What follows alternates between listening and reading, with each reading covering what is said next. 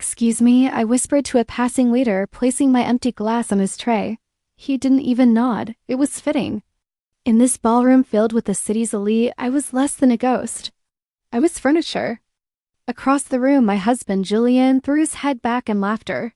His hand rested casually on the small of my stepsister's back. Serena shimmered in a silver gown that clung to her curves, while I stood in a dull gray dress that made me blend into the velvet curtains. I took a deep breath and stepped forward. It's our anniversary, I told myself, clutching the fabric of my skirt. He must remember. He has to. Julian? I said, reaching his side.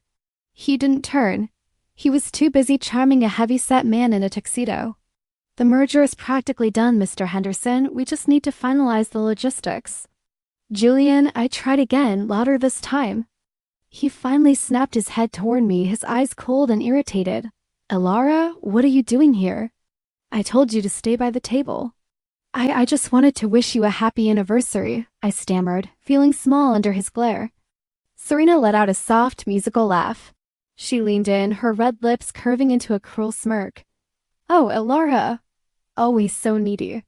Can't you see Julian is busy building an empire? You should go rest. You look unstable. I'm not unstable, I whispered, but my voice lacked force. Mr. Henderson looked between us, confused. Is this your wife, Julian? Julian sighed, a sound of pure exhaustion. Yes, unfortunately her nerves are quite bad lately. She imagines things. But this, he gestured grandly to Serena, pulling her closer, is Serena Vance, my partner. The true visionary behind our recent success. Partner, the word hit me like a physical slap. Pleasure, Serena purred, shaking the investor's hand with confidence. Julian is too kind. We make a great team. Go get some air, Elara. Julian dismissed me without looking back. Stop embarrassing us. I turned on my heel, hot tears stinging my eyes. I rushed toward the terrace doors, desperate for oxygen. The night air was cool, but I didn't stop at the railing. I moved into the deep shadows of a large stone pillar, trying to make myself disappear completely. Moments later, the terrace doors opened again. Did you see her face? Serena's voice drifted over, mocking and sharp. She looked like a kicked puppy. Keep your voice down, Julian replied, though he sounded amused. He leaned against the railing, his back to my hiding spot. God, she's exhausting. I don't know how much longer I can pretend to be the doting husband. You won't have to for long, Serena said. I heard the clink of champagne glasses. Dr. Morris is ready to sign the papers. He agrees that her outbursts are a sign of severe mental decline. My breath hitched in my throat. I pressed a hand over my mouth to stop a scream. Are you sure it will stick? Julian asked, his voice low. Her father's will is specific. She has to be incapacitated to lose the rights to the company. Trust me, Serena laughed darkly. Once she's in the sanitarium, she'd be incapacitated enough. We'll have power of attorney within the month. The Vance Empire will finally be ours, Julian, just you and me. To us, Julian said. I stood frozen in the dark. My heart didn't break. It turned to dust. All this time, I thought if I was quiet, if I was good, they would love me. I was wrong. My silence hadn't bought me peace. It had only bought them time to bury me. I wiped the tears from my cheeks. The trembling in my hands stopped. They want a crazy woman? I thought, staring at their backs with dry eyes. Fine, but they forgot one thing. Ghosts are the ones who haunt the living. The suitcase on the bed was pathetic, small, battered, a relic from a life before the mansion. Just the essentials, I whispered to the silence. I threw in 2 pairs of jeans, a plain sweater, and my mother's silver locket. I glanced at the walk-in closet, rows of silk gowns staring back. They weren't clothes. They were costumes for a doll. I left them all. My gaze fell on the vanity. The diamond wedding ring sat there, glinting mockingly. It felt heavy, like a shackle. I slid it off and dropped it onto the glass. The sharp clink echoed. Goodbye, Julian, I said, the words tasting like freedom.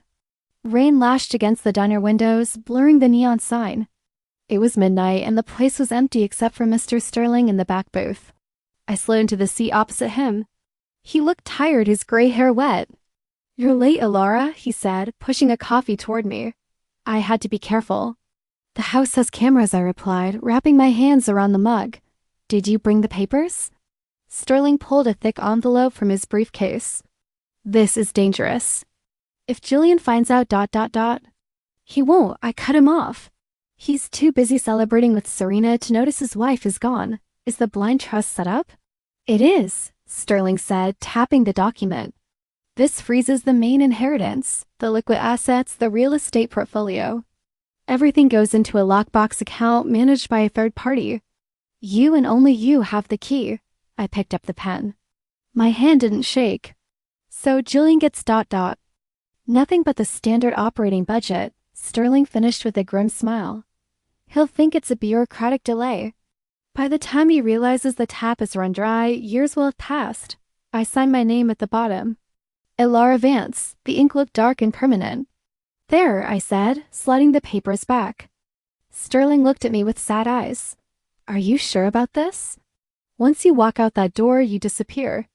They will spin a narrative. They'll say you ran away because you were unstable. They'll slander your name in every paper. Let them talk, I said, my voice hardening. You will be a ghost to this world, he warned. No access to your accounts, no contact with your friends. You are choosing exile. I looked out at the rain. For the first time, I didn't feel fear. I felt a cold, simmering heat in my chest. Ghosts have power, Mr. Sterling, I said, meeting his gaze. They're the ones who haunt the living. I stood up and pulled my hood over my head. Keep the files safe, I commanded. I will, he promised. Good luck, Elara. Elara is gone, I said, pushing open the door. The wind hit my face, sharp and cleansing. I walked into the darkness, leaving the victim behind forever. I would not look back. The road ahead was long, but it was mine. The blue light of the monitor was the only thing keeping me awake. The office floor was silent, a graveyard of empty desks and powered-down computers, but I couldn't leave yet. 3 years, I whispered to the screen, tracing the jagged red line of the graph. And you're still making the same mistakes, Julian? Talking to ghosts, Ella? I spun my chair around, my heart hammering against my ribs. Liam Cross stood in the doorway of my cubicle, a silhouette against the city lights. He held a tumbler of amber liquid, his tie loosened, his eyes sharp and unreadable. Mr. Cross, I said, straightening my posture. I didn't scramble to hide the screen. That would look guilty. I was just finishing the Q3 projections for the logistics department. The logistics report was on my desk at 5 p.m., Liam said, walking into the small space. He smelled of expensive scotch and cold rain. And that ... he gestured to my monitor with his glass. That is not our data. That is Vance Corp. I felt a bead of sweat roll down my back. It's competitive analysis. I like to keep track of the market. Liam laughed, a dry, humorless sound. He leaned against the edge of my desk, looming over me. Most junior associates watch TikTok or sleep. You watch a dying empire bleed out. Why? It's educational, I countered, meeting his gaze. To see where they went wrong. They went wrong because Julian Vance is a soft-hearted fool who thinks charm pays debts, Liam said, his voice dropping. But you know that, don't you? I froze. I don't know what you mean. Don't lie to me, he warned, his tone hardening. I've watched you for months. You work like you're running from something. You have no history before 3 years ago. And you look at that graph with pure hatred. I stood up, needing to be on his level. Does it matter? My work is flawless. It matters if your personal vendetta interferes with my business, he said, stepping closer. The air between us crackled. Or it matters if I can use it. Use it? I asked, my breath catching. Vance Corp is a thorn in my side, Liam admitted, swirling his drink. I want to acquire them, strip them. Build something better on their ashes. You seem to want the same thing. I want them to suffer, I whispered, the mask slipping. Liam smirked, a dangerous predatory expression. Suffering is messy. Business is precise. I can teach you how to break them, Ella, systematically. But you have to be willing to get your hands dirty. No mercy, no hesitation. Can you do that? I don't have any mercy left, I said, my voice cold steel. Prove it, he challenged. Tell me one weakness in their current portfolio that the market hasn't seen yet. Their shipping contracts, I answered immediately. Julian is leveraging assets he doesn't legally own to secure loans from foreign banks. If the banks find out the collateral is fake... The loans get called in immediately, Liam finished, a spark of impressed surprise in his dark eyes. And they collapse within 48 hours. Exactly, I said. He set his glass down on my desk and extended a hand. It was large, scarred, and steady. You're not an analyst anymore, Ella. You're my protégé. I looked at his hand. It was a deal with the devil, but I didn't care. I gripped it firmly. Teach me, I said. Get some sleep, he ordered, turning to leave. We start at dawn, and Ella? Yes? Don't ever let me catch you hiding in the dark again. Predators hunt in the light. I watched him walk away, the sound of his footsteps echoing. I turned back to the screen and closed the window. The chrysalis was broken. I wasn't just surviving anymore. I was sharpening my blade. Gold leaf on heavy cardstock, Liam noted, tossing the cream-colored envelope onto the glass coffee table. It landed with a heavy thud that echoed in the penthouse living room. They're bleeding money, yet they spend thousands on stationery. Appearance is everything to Julian, I said, not bothering to pick it up. I knew what it said. The annual Vance charity gala. If they look successful, the creditors might hold off for another month. It's a desperate masquerade. Liam walked over to the window, looking out at the skyline. They're fishing for a savior, Ella. Julian has been calling my office 3 times a day. He thinks a partnership with Cross Enterprises will stabilize their stock. He's right, I replied, standing up and walking toward the dressing room. It would save them. Which is exactly why we're going to dangle it in front of him and then snap the line. You sound eager, Liam called after me. I'm not eager, I shouted back, pulling the garment bag from the hook. I'm hungry. 20 minutes later, I stood in front of the floor-to-ceiling mirror. The dress was crimson silk, structured and sharp, fitting my new confidence like a second skin. It was a violent, unapologetic red. The old Elara wore pastels. She wore high necklines and apologies. This woman wore armor. Liam appeared in the reflection behind me. He was adjusting his cufflinks, his tuxedo immaculate. He paused when he saw me. Red? He asked, a brow raised. The color of war, I said, smoothing the fabric over my hips. It's aggressive, he noted, stepping closer to fix his tie. You'll draw every eye in the room, including hers. Good, I said, applying a layer of dark lipstick. I want Serena to see me. I want her to why I look familiar. I want her to feel the threat before she even hears my name. Liam stopped fiddling with his tie and met my eyes in the glass. His expression was serious, devoid of his usual mockery. Are you ready to face them? He asked softly. Really ready? Julian knows how to push your buttons, Ella. He spent years installing them. I looked at my reflection. The timid girl who hid in the corner of the ballroom was dead. The eyes staring back were steel, hardened by 3 years of sleepless nights and ruthless negotiation. The buttons are gone, Liam, I replied, my voice steady. He's going to press for a reaction and find a landmine. Just remember, he warned, placing a hand on my shoulder. Emotion makes you sloppy. You need to be ice. If you crack, they win. I'm not just facing them, Liam, I said, turning to face him directly. I'm going to end them. He searched my face for a moment, looking for any sign of hesitation. Finding none, he offered a rare, genuine smile. Then let's go hunting. We took the elevator down to the private garage in silence. The air between us was electric, charged with the anticipation of the coming storm. As the chauffeur opened the door to the black sedan, my heart began to pound against my ribs. Nervous? Liam asked as the car pulled out into the city traffic. No, I said, watching the streetlights blur into streaks of light. You're shaking, he pointed out, glancing at my hands clenched in my lap. I looked down and unclenched my fists, forcing my breathing to slow. It's not fear, I told him, looking back at the road leading toward the venue. It's adrenaline. Keep that fire, Liam said, leaning back and checking his watch. We arrive in 10 minutes. By midnight, you'll own the narrative. By midnight, I corrected, I'll own the room. The car sped up, carrying me back to the place where I had died, ready to introduce them to the woman who had climbed out of the grave. Ready?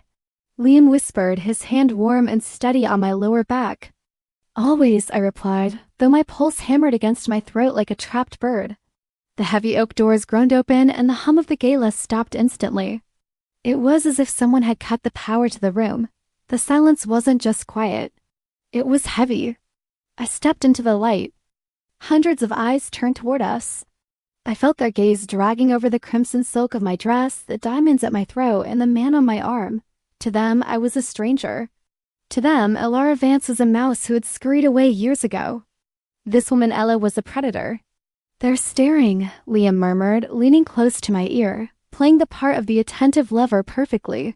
"Let them look," I said, keeping my chin high. "They've never seen a dead woman walking before." We moved through the crowd. The sea of black tuxedos and pastel gowns parted for us. I saw the whispers starting behind hands, the curious glances. Then I saw him. Julian stood near the champagne fountain, laughing at something a donor said. He looked older. The lines around his eyes were deeper, and his smile didn't reach them. He turned, feeling the shift in the room's energy. His eyes landed on Liam first, widening in surprise. Then they slid to me. Smash! The crystal flute slipped from his fingers, shattering on the marble floor. Champagne splashed onto his polished shoes, but he didn't move. He didn't even blink. He just stared, his mouth slightly open, confusion warping his handsome face. "Julian," Serena hissed, grabbing his arm. "What is wrong with you?" "You're making a scene." I didn't stop walking. I glided toward them, my heels clicking a rhythm of war on the floor tiles. A young man rushed forward with a napkin to clean the mess. It was Marcus, Julian's assistant. He dropped to his knees, frantically wiping the spill. He looked up to apologize, and his eyes locked with mine. He froze. His hands stopped moving.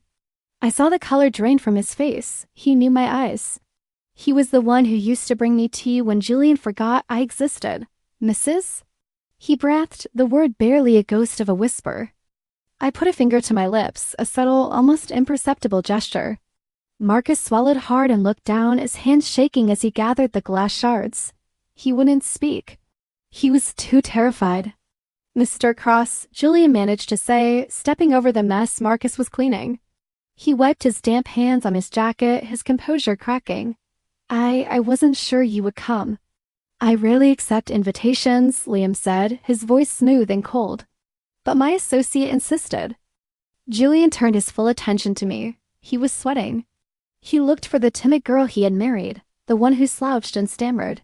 He didn't find her. He found a woman standing tall in blood-red silk, looking at him with amusement. "I don't believe we've met," Julian said, extending a hand. His voice shook slightly. "I'm Julian Thorne, CEO of Vance Corp." I looked at his hand. I didn't take it. "I know who you are, Julian," I said, my voice dropping an octave, smooth as velvet. Serena stepped forward, sensing the shift. She looped her arm through Julian's, her nails digging into his suit. She glared at me, her intuition screaming that I was dangerous. "And you are?" Serena asked sharply, her smile tight and fake. "You look familiar. Have you modeled for us?" "I don't model, Serena," I replied, using her name with a familiarity that made her flinch. "I acquire." Julian stared at me, searching my face. "Your voice ... He muttered, stepping closer, ignoring Serena's tug on his arm. "Do I know you? You remind me of ... double quotes." He couldn't say it. He couldn't say the name of the wife he had discarded. "You remind me of someone I used to know," he finished lamely. "I get that a lot," I lied, tilting my head. "People often see what they want to see." "Who are you?" Julian asked again, desperation creeping into his tone. "Please, tell me your name." I stepped into his personal space. I smelled his expensive cologne, the scent that used to make me feel safe. Now it just smelled like rot. I looked him dead in the eye. "I'm the one you never saw coming," I said. I didn't wait for a response. I turned to Liam, who was watching the exchange with a dark smirk. "I'd like a drink, darling," I said. "Of course," Liam replied. We walked away, leaving Julian standing in a puddle of spilled champagne, staring at my back as if he had seen a ghost. And in a way, he had. The elevator chimed, a cheerful sound that felt completely out of place in the tense silence. "This hallway," I whispered to Liam as we stepped onto the executive floor. "It smells different." "It smells like desperation," Liam replied under his breath, adjusting his cuffs. "And cheap cleaning solution. They cut the maintenance budget." I walked beside him, my heels sinking slightly into the plush carpet that hadn't been replaced in years. Then I stopped. A gray-haired woman was struggling to push a heavy cart filled with coffee carafes and pastries. It was Eva. For 20 years, she'd been my father's executive assistant, the gatekeeper of the empire. Now, she was wearing a faded uniform, serving breakfast to interns who didn't even look up from their phones. "Move it, Eva," a young man in an ill-fitting suit snapped, bumping her shoulder. "You're blocking the break room." "I'm sorry, sir," Eva mumbled, keeping her head down.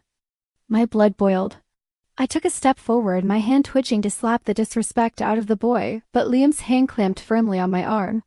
"Not yet," he murmured. "Eyes on the prize, Ella." I forced myself to turn away. Right, the prize. We entered the conference room. Julian and Serena were already seated at the long mahogany table. Julian stood up, buttoning his jacket with a nervous smile. "Mr. Cross," Julian said, extending a hand. "And Miss Ella, welcome. We prepared a presentation on our projected growth." "Let's skip the pleasantries," I said, taking a seat directly across from him. "I've seen the portfolio. I want to hear the numbers you didn't send over." Serena narrowed her eyes. "We sent everything required by law." "Law and transparency are two different things, Serena," I replied coolly. Julian cleared his throat and clicked a remote. A graph appeared on the screen. "As you can see, our Q3 revenue is up by 4%. "Actually," I interrupted, leaning forward, "if you adjust for the liquidation of the West Side warehouse properties, your operating revenue is down 6%. The room went silent. Julian blinked, looking at the screen, then back at me. That was a strategic sale," he stammered. "It was a fire sale," I corrected him. "You sold prime real estate to cover payroll. That's not growth, Julian. That's hemorrhaging." Serena slammed her pen down. "You seem to know an awful lot about our internal decisions for an outsider." "I do my homework," I shot back, meeting her glare. "Someone has to." "It's clear Julian hasn't." Julian's face turned red. "Now, look here. Page 22 of your own report," I continued, relentless. "You list the shipping fleet as a fixed asset. But 3 of those tankers are in dry dock with structural damage. They're liabilities, not assets. That's another $2 million off your valuation." Julian looked at his assistant, Marcus, who was frantically flipping through a binder. "Is that true?" Julian hissed. I tried to tell you last week, sir," Marcus whispered, terrified. "Incompetence," I said, leaning back in my chair. "This company is being run into the ground. We are doing our best in a difficult market." Julian shouted, his composure shattering. "Your best isn't good enough," Liam added, his voice low and dangerous. "We need a 5-minute recess. My associate and I need to discuss if this mess is even worth buying." "Fine," Serena spat, standing up. 5 minutes. She grabbed Julian's arm and dragged him into the hallway, arguing in hushed, angry tones. I remained in the room. Eva shuffled in quietly to refill the water pitchers. Her hands were shaking as she poured water into my glass. "Thank you," I said softly. She paused, surprised by the kindness. "You're welcome, ma'am." "Eva," I said. She froze. I hadn't used that tone, the tone of a commanding mistress, since I was 22. She looked up, her tired eyes searching my face. I reached into my blazer pocket and pulled out a sleek folded napkin. I slid it across the polished wood until it touched her hand. "Spill some water," I whispered, "and take this." She frowned but instinctively tipped the pitcher slightly, creating a small puddle. As she wiped it up, she palmed the napkin. I watched as she walked to the corner of the room and discreetly unfolded it. Asterisk, I'm back. Trust me. E**. I saw the moment it hit her. Her back straightened. Her hand flew to her mouth to stifle a gasp. She turned slowly, looking at me with wide, watery eyes. I didn't smile, I just gave her a single slow nod. The fear in her face vanished, replaced by a fierce, burning hope. She nodded back imperceptibly and tucked the napkin into her apron. The door opened and Julian walked back in, looking flustered. "Shall we continue?" he asked. "Oh, absolutely," I said, tapping my pen on the table. "I'm just getting started." I had my spy. Now the castle would fall from the inside. The folder Eva had slipped me was thin, but it held a nuclear bomb. Inside were photocopies of original sketches, intricate, beautiful designs for the upcoming Vance autumn line. And tucked in the corner of each drawing, almost invisible unless you knew where to look, was a tiny initial. S for Serena, C for Clara. I sat in the back of a quiet bistro, watching the young woman across from me pick at a napkin. Clara looked like she was waiting for an execution, not a job interview. Her blazer was cheap, her eyes darting toward the door every few seconds. You haven't touched your tea, I said gently, sliding the folder onto the table between us. Claire flinched. I'm not hungry, Miss Ella. Look, I don't know why you called me. I have to get back to the studio. Serena, Miss Vance needs the final alterations by 2. Does she need you to sew them? I asked, tapping the folder. Or does she need you to draw the next collection so she can sign her name on it? Claire froze. Her face drained of color, leaving her looking sickly pale. I don't know what you mean. I think you do, I said, opening the folder. These are brilliant, Clara. The structure, the lace integration, it's genius. And it's completely beyond Serena's capability. She couldn't draw a stick figure if her life depended on it. Clara looked down at her hands, which were shaking violently. She pays me. It's part of my contract. All work created during employment belongs to Vance Corp. Intellectual property is one thing, I corrected her. Plagiarism and fraud are another. She's presenting this as her personal vision to the board. She's winning awards for your genius. It doesn't matter. Clara whispered, tears welling in her eyes. If I say anything, she'd destroy me.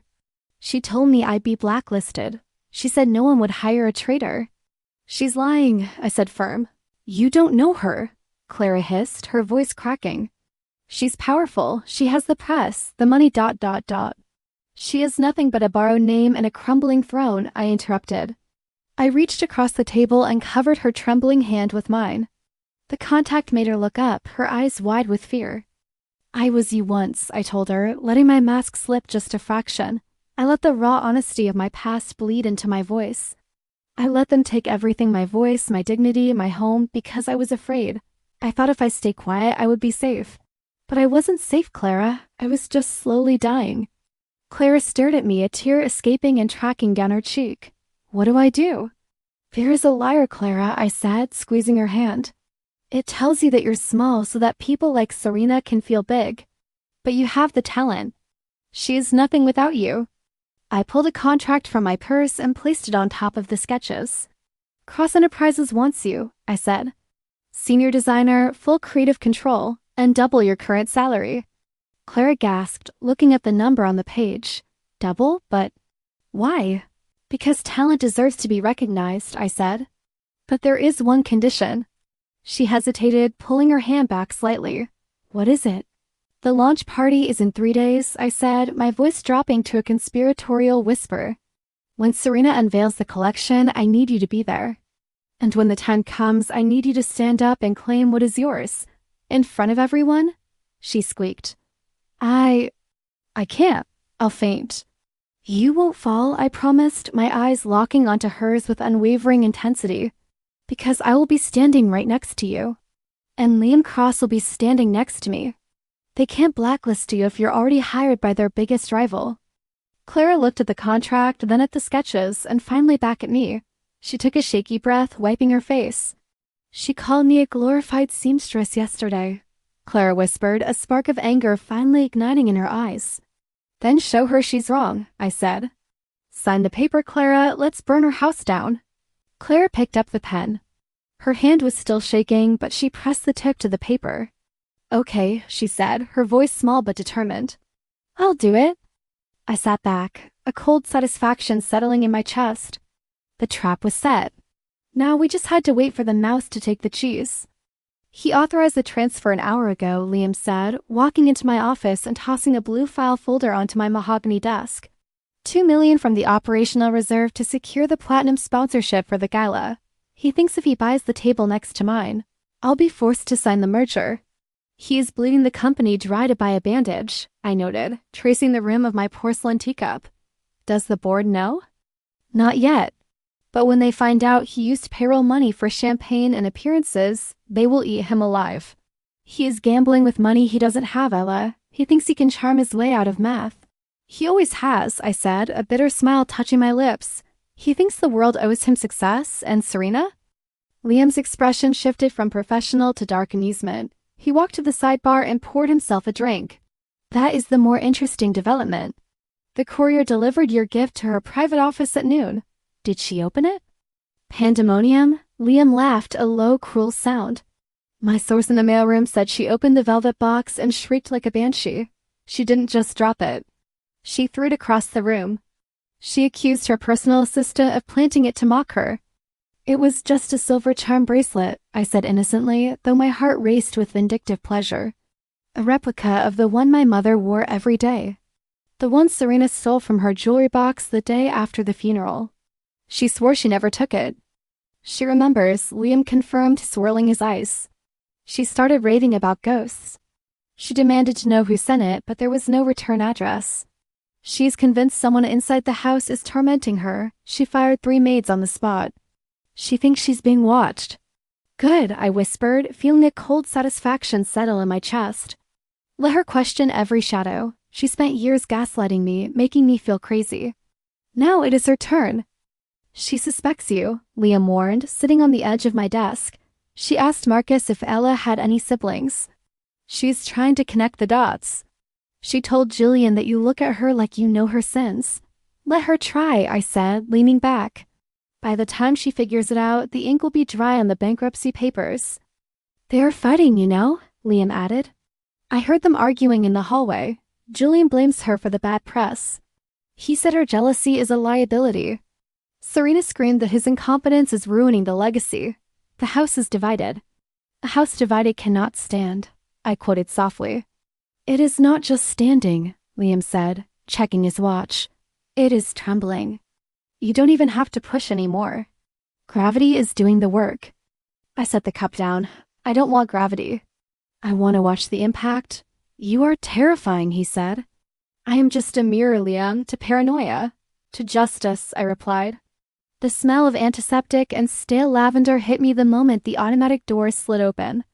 Pinecrest Manor was expensive, quiet, and utterly soul-crushing.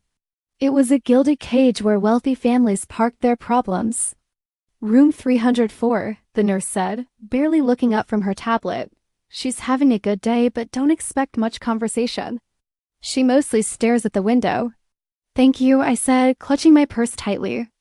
I walked down the long, silent corridor. My heels clicked on the linoleum, a sharp contrast to the shuffling sounds of the other residents. When I reached the door, I took a deep breath. Julian had told everyone that Grandmother Rose was suffering from severe dementia, that she didn't know her own name. It was the excuse he used to seize her assets. I pushed the door open. Rose Vance sat in a wheelchair by the window, her back to me. Her white hair was perfectly coiffed, a stubborn remnant of her dignity. I told you I don't want the pureed carrots, she snapped, her voice raspy but surprisingly strong. It tastes like wet cardboard. I didn't bring carrots, I said softly, stepping into the room. I brought a proposition. The wheelchair spun around with surprising speed. Rose squinted at me, her blue eyes scanning my face, my red dress, my confident stance. She didn't look confused. She looked like a hawk spotting a mouse. For a long moment, silence hung between us. You look different, she said finally, her gaze locking onto mine. Taller, meaner. Life has a way of doing that, I replied, my voice wavering just a fraction. Do you know who I am? She let out a dry, cackling laugh. Julian thinks my brain is mush. He tells the doctors I talk to ghosts. But I know my own blood. Took you long enough, Elara. Tears pricked my eyes. I rushed forward and knelt beside her chair, taking her withered hands in mine. I'm sorry, Grandmother, I had to leave. I couldn't fight them back then. I was too weak. You ran, she corrected me, her grip tightening. But looking at you now, I suppose you didn't just run. You went to boot camp. I had to become someone strong enough to save us, I whispered. I had to become Ella. Ella, she tested the name, looking at me with approval. Simple, sharp, I like it. So why are you here now? Did you come to break me out? I came for your vote, I said, getting straight to business. Julian forgot something. He forgets everything that doesn't benefit him, she scoffed. He thinks because he put me in this home, he controls my shares, but he never filed the competency hearing paperwork. He was too lazy. Exactly, I said, pulling a document from my bag. You still hold a voting seat on the board, Grandmother. It's a 20% stake. Her eyes lit up with a mischievous, dangerous glint. And you want me to give it to this Ella person? I want you to sign a proxy, I explained, smoothing the paper on her lap table. It gives Ella the full authority to vote on your behalf at the emergency meeting tomorrow. With your shares and the ones I've secretly acquired, we have the majority. We can oust him. She looked at the paper, then at me. He will be furious. He will scream. He will lose, I promised. He destroyed the company, grandmother. He stole from the pension fund. He let Serena mock our name. I'm going to take it all back. Rose picked up the pen. Her hand shook slightly from age, but her movement was deliberate. He never visited me, she muttered, pressing the ink to the page. Not once in 2 years. He left me here to rot. I'm here now, I said. And I'm not leaving you. She signed her name Rose Vance with a flourish. She handed the paper back to me. Do it, she commanded, her eyes burning with a fierce, vindictive joy. Take his head, Elara, and when you walk into that boardroom, you make sure he knows it was me who handed you the knife. I will, I swore, tucking the document safely away. Now go, she waved me off, turning her chair back to the window. I have a view to enjoy. And get me some decent chocolate next time. The food here is criminal. I'll buy you the whole chocolate factory when this is over, I said, walking to the door. Just the company will do, she called out. I walked out of the room, the proxy vote burning a hole in my bag. I had the weapon. Tomorrow I would pull the trigger. Ladies and gentlemen. Serena's voice boomed, amplified to an ear-splitting volume. I present to you the future of Vance fashion. The music swelled, a pretentious orchestral piece that vibrated in my chest. I stood in the shadows of the VIP section, clutching a glass of water I didn't intend to drink. Beside me, Clara was trembling so hard her sequins rattled like dry leaves. Breathe, I whispered, squeezing her arm hard. Just wait for the signal. On stage, models strutted out wearing Clara's stolen genius ethereal fabrics, intricate lace, bold cuts that screamed innovation. The audience applauded, unaware they were cheering for a crime. Serena bowed deeply, blowing kisses to the investors, soaking up the adoration like a lizard basking in the sun.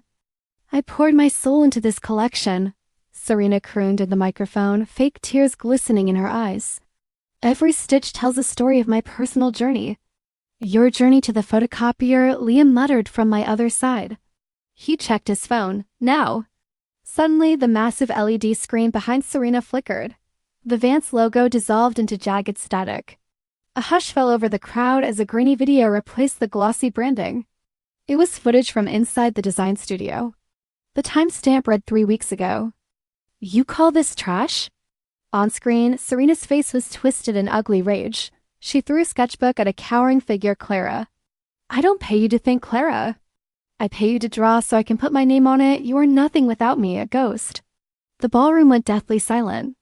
On stage, Serena froze, her back to the screen. She saw the horror on the audience's faces before she turned around. When she saw herself screaming, the blood drained from her face so fast she looked like a corpse. Turn it off, Serena shrieked, her voice cracking. Someone cut the feed. It's a deep fake. It's sabotage. It's not a fake. A trembling voice cut through the chaos. I handed Clara the wireless microphone I had bribed the sound technician for. She stepped into the spotlight next to me, her eyes wet but determined. Those designs are mine, Claire said, her voice echoing through the stunned room. Every stitch, every sketch. They belong to me. Reporters began shouting questions, swarming the stage edge. Lies. Julian rushed onto the stage, sweating profusely, waving his arms at the tech booth. Cut the audio, security. Get these people out of here. But the damage was done. The illusion was shattered. I stepped forward, my voice calm and projected clearly over the din. Is this the leadership you're investing in? Theft? Abuse? Chaos? Vincent, a board member with a reputation for sniffing out money like a bloodhound, stood up from the front row. He looked at Julian flailing on stage, then at me. He buttoned his jacket and walked straight toward us, ignoring Julian's pleas. Mr. Thorne, Vincent said, his voice carrying without a mic. This is ... highly irregular. It's criminal, Vincent, I corrected him, meeting his greedy gaze. Vance Corp is a sinking ship. But Cross Enterprises offers a stable alternative. We value talent, not theft. Vincent didn't hesitate, he turned his back on the stage. They turned away from the sobbing Serena and the shouting Julian, facing me instead. Shall we move to the lobby? I asked, smiling. After you, Vincent said. I didn't look back at the stage. I didn't need to. The silence behind me was the sound of an empire falling. Sunlight streamed in through the floor-to-ceiling windows, illuminating the dust motes dancing in the air. Julian and Serena sat there side by side, looking like hollowed-out shells of the people they had been just yesterday. Julian's tie was crooked, his eyes rimmed with red. Serena stared at the polished wood grain, picking at a loose thread on her sleeve, her usual venom replaced by exhaustion. Full acquisition of Vance Corp by Cross Enterprises. Immediate resignation of the current CEO and creative director, and a complete waiver of all future claims. Julian picked up the pen. His hand trembled so violently that the tipped on nervous rhythm against the paper. He didn't read the contract, he couldn't. He just signed his name, the loops of his signature messy and defeated. "It's done," Julian muttered, pushing the papers back. He didn't look up. He stared at his hands. "We accept the payout." "You have what you wanted." "We do," Liam agreed, gathering the files. Julian finally raised his head. His gaze bypassed Liam and landed squarely on me. There was no anger left in him, only a deep, gnawing confusion. "Who are you really? You know too much. You hate us with a precision that ... it feels personal. Why do you hate us so much, Ms. Ella?" I sat still for a moment, letting the question hang in the air. The hum of the air conditioner sounded like a roar in the quiet room. "You really don't see it, do you?" I asked softly. "You look at me, but you don't see me. You never did." I stood up slowly. The chair scraped against the floor, a harsh sound that made Serena flinch. I reached into my purse and pulled out a small contact lens case.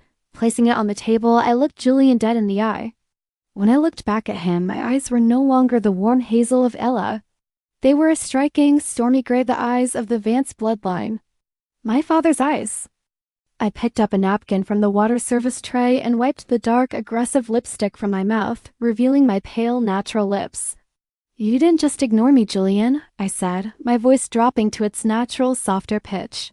"You tried to erase me. You tried to bury me in a sanitarium so you could play king." He recoiled, his back slamming against his chair.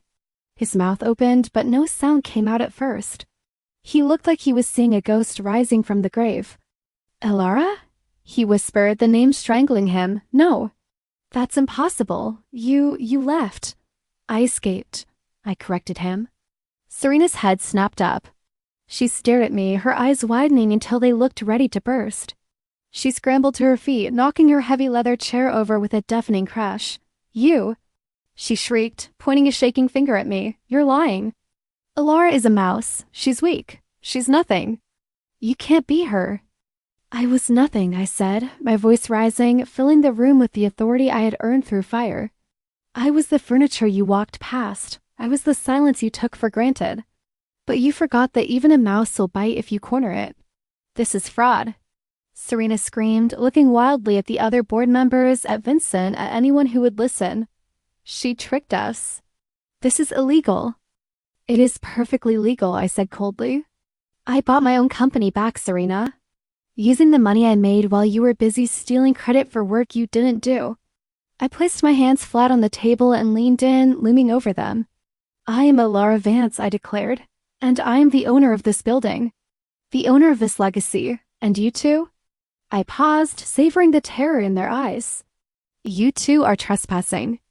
"Please, Elara, you have to stop this," Julian pleaded, his voice trembling as he stood on the other side of my father's massive mahogany desk. "It was just a loan. I intended to pay it back once the market stabilized." I didn't look up from the documents Mr. Sterling had placed in front of me. "A loan requires authorization, Julian. Transferring $4 million into a shell company in the Caymans is called embezzlement." "It was for the company," he shouted, slamming his hand on the desk. "I was trying to save us." "You were trying to save yourself," Mr. Sterling interjected, his voice calm and steely. He adjusted his glasses, looking at Julian with professional disdain. "The forensic audit is clear, Mr. Thorne. You've been siphoning funds for 8 months. The district attorney has the files." "The district attorney?" Julian's face went pale. He took a step back, bumping into the chair he had been sitting in just yesterday as the CEO. You called the police?" "I didn't have to," I said, finally meeting his gaze. "The bank did. Once I froze the accounts and flagged the irregularities, they were legally obligated to report it. You built your house on sand, Julian." The tide just came in. The heavy glass doors of the office swung open. 2 officers in uniform stepped in, followed by a woman in a sharp gray suit, Clara's lawyer. Serena, who had been pacing near the window, biting her nails, froze. "Mrs. Serena Vance Thorne?" the lawyer asked, stepping forward with a stack of papers. "I am Miss Vance," Serena snapped, trying to muster her old arrogance. "And you are interrupting a private family matter." "This is a legal matter," the lawyer corrected her, shoving the papers into Serena's chest. "You are being served. My client, Clara Miller, is suing you for intellectual property theft, defamation, and lost wages. We have the sketches, the timestamps, and the witness testimony of your former staff." "Clara?" Serena scoffed, though her voice wavered. "She's a nobody." "She's a glorified seamstress." "She's the talent you stole from," I said, standing up. "And she's going to take every dime you have left." "Elara, stop them," Julian begged as an officer approached him with handcuffs. "We're family. You can't let them take me in cuffs. Think of the press. Think of the name." "I am thinking of the name," I replied coldly. "And cleaning it." "Turn around, sir," the officer ordered, grabbing Julian's wrist. The click of the handcuffs echoed through the silent office. It was a sharp mechanical sound that signaled the end of an era. "No, get off me." Serena shrieked as the second officer guided her toward the door. "This is a mistake." "My sister will tell you." "Elara, tell them." "I have nothing to say to you, Serena," I said, my voice steady. "Except goodbye." Eva held the door open, her face impassive. But I saw the satisfaction in her eyes as the 2 people who had tormented her for years were marched out. Julian paused at the glass door. The officers tugged at him, but he dug his heels in for a fleeting second. He looked back at me over his shoulder. His eyes were wet, filled with a sudden, crushing clarity. He looked at the office, the view, and finally at me, the wife he had ignored, the woman he had underestimated. He mouthed 2 words, "I'm sorry." I stared at him. I saw the regret. I saw the fear. But I didn't feel the warmth of forgiveness. It was years too late, and it cost him nothing to say it now that he had lost everything. I didn't smile. I didn't nod. I didn't look away until the officer pulled him through the doorway and the elevator door slid shut, cutting off his view of the kingdom he had lost. "Are you all right, Miss Vance?" Mr. Sterling asked softly in the quiet that followed. I turned my chair around to face the floor-to-ceiling window. The city skyline stretched out before me, bathed in the golden light of the afternoon sun. It was the same view my father used to love. Justice wasn't loud, was it? I whispered to the glass. "No," Sterling replied behind me. "Real justice rarely is." I watched a hawk circling the skyscrapers in the distance. The office was quiet, the toxic noise was gone. All that was left was the sound of the door clicking shut behind them and the silence of a debt finally paid. "Good night, Miss Vance." "See you Monday?" "Good night, Sarah," I called back, smiling as the elevator doors slid shut. I stood in the center of the open-plan office for a moment, listening. It didn't feel like a tomb anymore. The heavy, oppressive silence of Julian's reign was gone, replaced by the lingering energy of people who actually cared about their work. The air felt lighter, cleaner. I walked toward the French doors that led to the private balcony. The cool night air hit my face, carrying the distant hum of traffic. Liam was waiting for me. He stood by the railing, his silhouette framed against the glittering skyline. He held 2 crystal flutes, the bubbles rising in steady golden streams. "You kept me waiting," he said, turning around with a soft smile. "I was finishing the quarterly review," I replied, stepping out to join him. "Revenue is up 15%. "I know," Liam said, handing me a glass. "I saw the preliminary report. You didn't just save this place, Elara, you reinvented it." "You had a ruthless teacher," he corrected gently, leaning his hip against the railing. "But you became a leader." He clinked his glass lightly against mine. "So answer me honestly, how does it feel?" "How does what feel?" "Winning," he said, his eyes locking onto mine. "Complete, total victory." "They are gone, Elara. You are here. How does it feel?" I looked out at the sprawling city. For 3 years, rage had been my fuel. It had been a hot, jagged stone in my chest that made it impossible to rest. I searched for that anger now, but it was gone. "It's quiet," I whispered. Liam watched me, his expression unreadable. "Quiet?"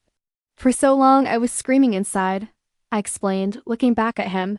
Now, it's just peace. It feels like I can finally breathe." "You deserve to breathe," he said, stepping closer. You aren't the invisible girl in the corner anymore, Elara. No, I agreed, standing tall. I am Elara Vance, and I'm exactly where I belong. I raised my glass. To the future? Liam asked. To new beginnings, I whispered. And for the first time, I truly meant it.